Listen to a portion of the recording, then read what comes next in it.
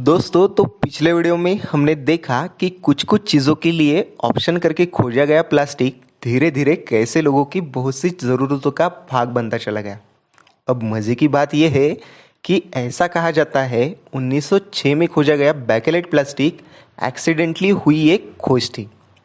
दरअसल लियो बैकेलैंड और उनके एक साथी साथ मिलकर उस समय इलेक्ट्रिक वायर में इंसुलेटर करके यूज़ होने वाले लाख यानी शेलाक के लिए ऑप्शन ऐसा कुछ खोजने की कोशिश कर रहे थे। उसी वक्त फॉर्मेल्डिहाइड और फिनॉल के रिएक्शन से उन्हें कुछ नई चीज़ मिली जो वायर के लिए तो इंसुलेटर के तौर पर इस्तेमाल नहीं हो सकती थी, लेकिन उस चीज़ के अलग अलग आकार में इजीली मोल्ड होने वाले प्रॉपर्टी के कारण उसका अलग अलग चीज़ें बनाने के लिए इस्तेमाल होने लगा। इसी को हम बैकेलेट यानी कि पूर्ण सिंथेटिक प्लास्टिक भी कहते हैं। चलो ये तो हो गई मज़ेदार फैक्ट। अब बढ़ते हैं पिछले वीडियो के स्टोरी से आगे। अगर आपने अब तक पिछला वीडियो नहीं देखा तो ऊपर आई बटन में और नीचे डिस्क्रिप्शन में उस वीडियो का लिंक आपको मिल जाएगा, तो वो वीडियो भी देखना मत भूलिए। चलो आज बहुत हो गई बातें, जल्दी से शुरू करते हैं आज का ये फैक्ट वीडियो।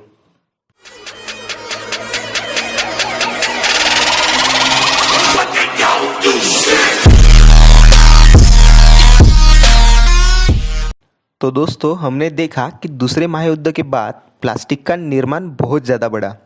लोग भी उसे पर्यावरण के लिए वरदान समझने लगे थे।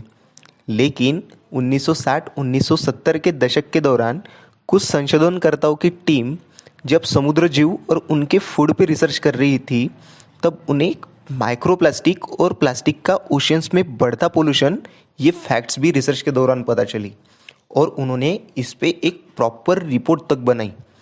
और यही रिपोर्ट सबसे पहले बनाई गई रिपोर्ट करके सामने आई जो कि बताती थी प्लास्टिक कितनी गंभीर समस्या करके सामने आ सकता है। अब ये बात तो सरल है कि किसी भी चीज़ का बड़े पैमाने पे बढ़ता प्रोडक्शन जितना ज़रूरतों की पूर्ति के लिए अच्छा है, उतना ही चीज़ों के यूज़ होने के बाद बढ़ते वेस्ट के लिए कारण भी है। और यही कुछ प्लास्टिक के साथ भी हो रहा था। जितना प्लास्टिक का प्रोडक्शन बढ़ा उतनी ही प्लास्टिक के वेस्ट की समस्या भी बढ़ी। 1950 में जिस प्लास्टिक का निर्माण एक साल में करीब करीब 2 मिलियन हुआ करता था, वही प्रोडक्शन 2017-18 के दौरान 381 मिलियन पर ईयर है, यानी कि करीब करीब 200 गुना ज़्यादा।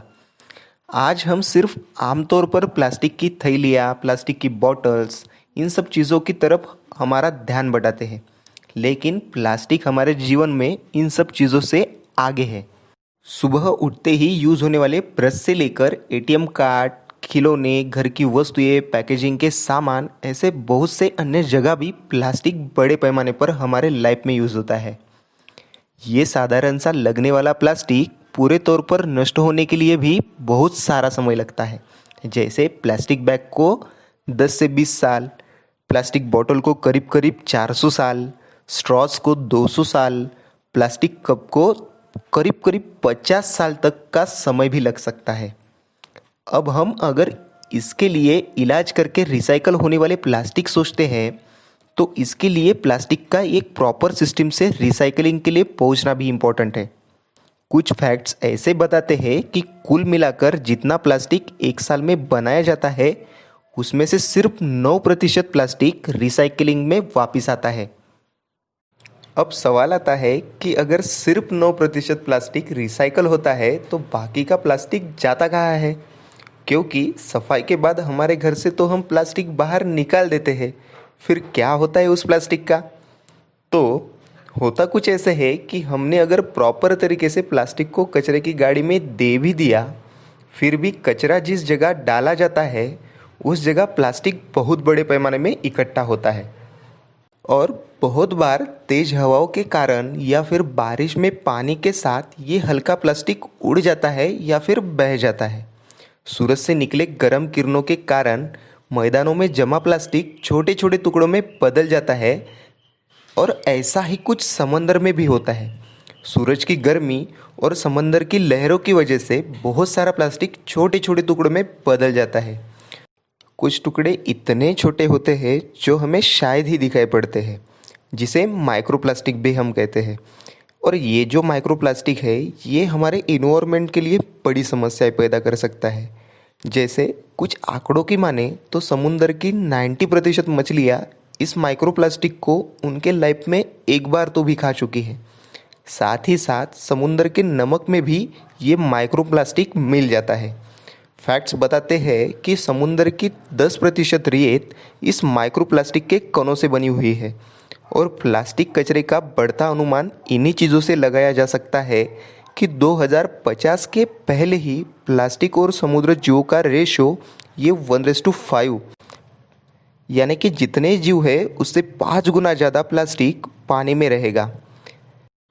अगर आज की बात करें तो द ग्रेट गार्बेज पैच नाम से मशहूर प्लास्टिक का कचरा आज भी समुद्रों में घूम रहा है। इसका आकार लगभग 1.6 मिलियन स्क्वायर किलोमीटर है, यानी कि करीब करीब हमारे भारत देश से आधा।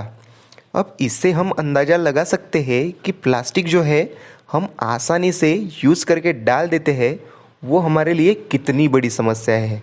यही नहीं, कुछ रिपोर्ट्स ये भी बताती है कि हम ब्रीथिंग करने के लिए जो एयर अंदर लेते हैं उसमें पोल्यूशन के तौर पर अलग अलग गैसेस तो रहती है, साथ ही साथ ये माइक्रोप्लास्टिक के कण हवा के साथ हमारे फेफड़ों में जाते हैं, जो कि हमारे लिए काफ़ी हानिकारक है। बहुत बार प्लास्टिक के साथ सूरज की किरणों से जो रासायनिक क्रिया होती है उससे निकलने वाले गैसेस हमारा टेम्परेचर बढ़ाने के लिए भी जिम्मेदार होती है।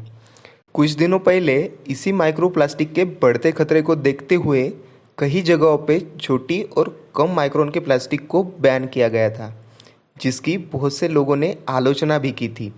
लेकिन इस बैन को दूसरे नज़रिए से देखें तो शायद ये सही भी था, क्योंकि छोटे और कम माइक्रोन के प्लास्टिक टेम्परेचर की वजह से बहुत जल्द माइक्रोप्लास्टिक में कन्वर्ट हो जाते हैं और इन्हें कलेक्ट करना भी इतना आसान नहीं होता।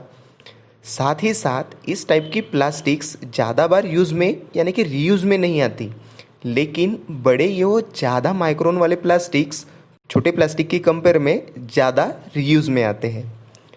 आज के दिन इस रीयूज़ होने वाले प्लास्टिक की संख्या प्रोडक्शन में करीब करीब 25% है, यानी कि बहुत सा प्लास्टिक वेस्ट की बजाय हम रेगुलर चीज़ों के लिए रीयूज़ करते हैं। अब बात आती है कि अगर प्लास्टिक सच में एनवायरनमेंट के लिए इतनी बड़ी चुनौती है तो क्या प्लास्टिक को बंद करना चाहिए? तो नहीं, प्लास्टिक को हम अचानक से हमारे यूज़ में से नहीं निकाल सकते।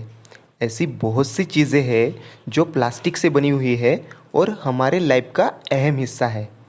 और जब तक प्लास्टिक के लिए कुछ ऑप्शन करके सामने नहीं आता तब तक पूरी तरीके से यूज़ बंद नहीं हो सकता, लेकिन उसे कम किया जा सकता है। भविष्य में बायोप्लास्टिक जैसे कंसेप्ट को भी अपना सकते हैं, इसे हम अच्छा ऑप्शन मान सकते हैं और प्लास्टिक का वेस्ट सीधे एनवायरनमेंट में ना जाए इसके लिए खुद से एक शुरुआत कर सकते हैं। चलिए तो फिर शुरुआत करते हैं एक बड़े बदलाव की। होप आपको आज का ये वीडियो पसंद आया होगा। अगर पसंद आया तो प्लीज़ और लोगों के साथ इस वीडियो को ज़रूर शेयर कीजिए, इस वीडियो को लाइक कीजिए और अब तक आपने इस चैनल को सब्सक्राइब नहीं किया तो नीचे दिया गया सब्सक्राइब बटन दबाकर इस चैनल को सब्सक्राइब कीजिए। Thank you.